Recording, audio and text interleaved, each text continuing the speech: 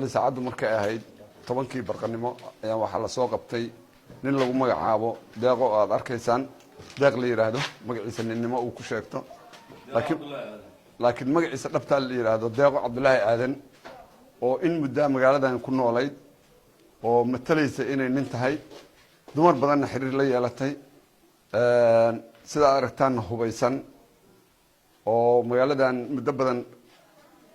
dhex maraysay iyadoo nin ah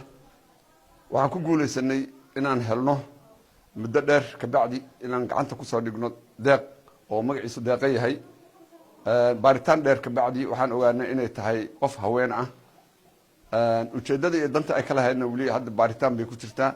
waxaan noo cadeeyay ciidanka booliiska haween baa ku jira baaritaan ay ku sameeyeen baa waxa ka soo baxday inay tahay qof haween ah waxaani waa waxay u isticmaali jirtay nin ahaan oo qalabka ninkay ka dhiganaysay dhexdu ugu xirnaa markii baaritaanka lagu sameeyay waxa ka soo baxay in waxaan ay nin ahaan u isticmaalaysay iyada waa su'aali kartaan inay dumar tahay aniga hadda af joogo lama adeega iyada baa joogtaa idinta liigu soo eedeeyay oo ay jidha dumar baana qofka waxaan u watay dukaan baa leeyahay dukaankan ku waardiyaysto meel go'aan qofna kuma dilaan qofna wax kuma yeelo gabadhan gabar cunug iyo ayadoo nafteeda haligaysa baan gurigeyga keenaan